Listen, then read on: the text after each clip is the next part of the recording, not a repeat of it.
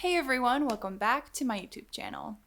If you are new here, my name is Anna. I am a portrait photographer in the Chicagoland area, and today we're going to talk about fall photo shoots. One of my good friends, Tony, just recently got his hair done. It is pink and vibrant and amazing, and he was asking me to do a whole photo shoot just for his hair.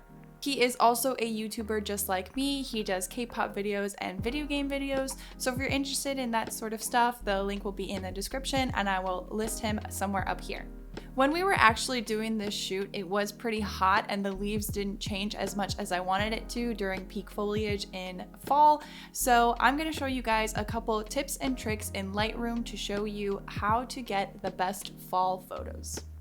One of the things that I hear from clients all the time is that when they want to set up a fall photo shoot, it has to be during the peak time. And sometimes when you're doing the peak week or the peak weeks that you're doing the fall foliage, it sometimes doesn't come out as well as you would hope. So normally what I recommend for any photographer or for any client that wants to do some fall photo shoots is try to do it as early as possible once you start to see the leaves changing, because it's way easier to change the color of the leaves than photoshopping leaves onto the tree.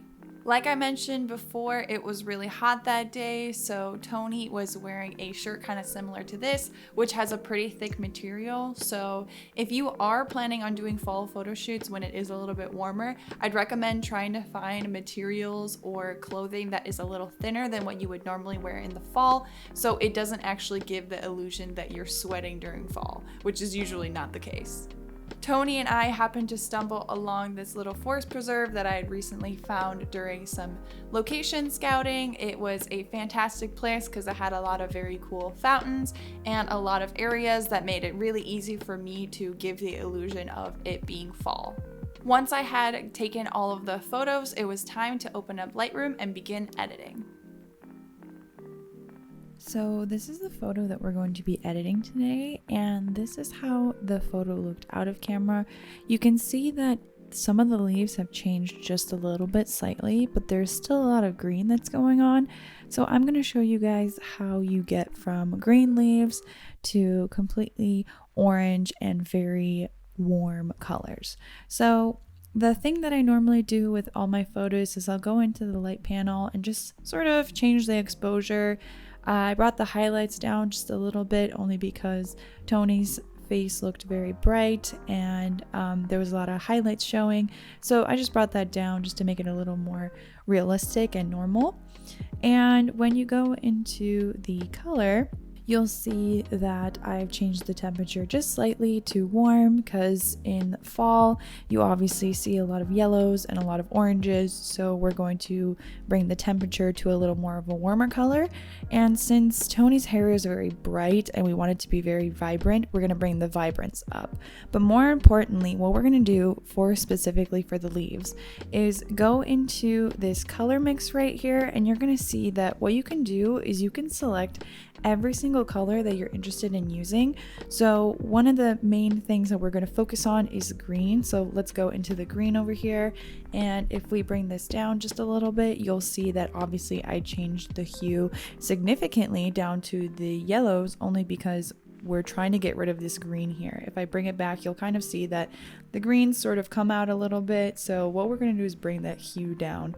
And the same thing we're going to do with the yellows. So yellows, you can see that you can bring a little bit more of a greener tint, and this is obviously not what we want. So if you keep going down and you get to hues and you go more into yellows, or oranges I should say, it's going to bring more of a fall look. So the next thing that we're going to go to is we're going to go on the right hand side and we're going to go to selective edits. Once we get there, we're going to focus on two things. So the first thing that we're going to focus on is Tony's eyes. So when you click on this specific edit, the two things that we're going to do, and you can notice here, is that it was a very warm and sunny day, so you can see that there's a lot of light coming on the top half of his eye, and we're going to make sure that you can actually see the brown. So what we're going to go do is we're going to go into the effects panel, bring up the clarity, we're going to go into detail, bring in the sharpness of just the eyes right here, and the last thing that we're going to go to is go into the lights and bring up the exposure significantly so we can see more of the brown in his eyes. Now, the last thing that we're going to do is we're going to focus on Tony's hair. So Tony's hair actually was rose gold, and I wanted to make sure that you're very visible. It's very visible and very aware of that. So when we're in selective edits, I wanted to specifically focus on Tony's hair, so I highlighted right over that. So what I did right here is I just went into color and I went into the tints, and it had some more of an orange brassy sort of tone, so we're going to bring it back to pinks. And the other thing that I focused on is I also brought in the saturation, but the main thing that I wanted to focus on is hue. So hue kind of sort of allows you to sort of change the colors that you want it to in obviously the hue that you can see. And as you can see, it gets very pink, and you can bring it here and make it purple, and over here you can make it green, and this is not what we want to do. We want to sort of bring it back to the pink, but we don't want to make it too crazy, because obviously if it's too pink, it's going to look very saturated and not realistic. So we want to bring it back to sort of the color that was already on his head, which is sort of just a little bit of a pink and a rose gold. One of the things that I recommend before you even go to your shoot or before you can begin editing is to make sure that the client isn't wearing any of the colors that you're planning on altering. So since I was planning on changing a lot of the green leaves into some yellows and oranges, I needed to make sure that Tony wasn't wearing anything green, because that would obviously alter the color on his shirt. So it's best to make sure that you're aware of what the client is wearing if you're planning on doing something sort of similar.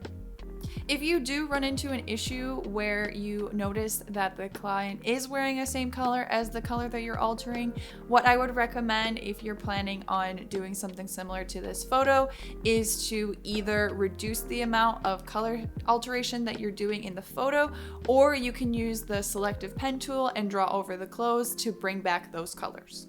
As a photographer, you have to make sure that the clients are getting the photos during this season. So I know that a lot of photographers can be busy with a lot of other clients, or they're trying to finish up the summer photo shoots that they've been doing, but it's very important to make sure that the client is happy. So I would say once the peak foliage starts to come around, or once you know that winter is slowly coming soon, I would try to give out those photos as quickly as possible so it doesn't look like it's a past season photo shoot. The last tip that I have for you is to make sure you pay attention to the weather. I've actually had it happen this year, and I've had it happen last year, where during the peak foliage, it was completely rained out and I had no chance of doing any photo shoots.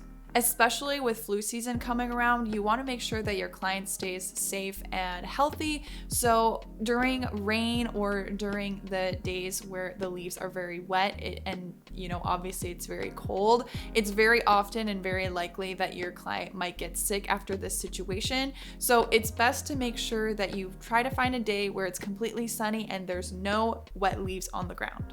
But that is all that I have for you guys today. I hope you liked this video. If you did, don't forget to like, comment, and subscribe, and hit the notification bell to get notified every single time I post a new video. If you like more behind the scenes videos just like this, I have a playlist created which will be linked in the description box below and somewhere up here.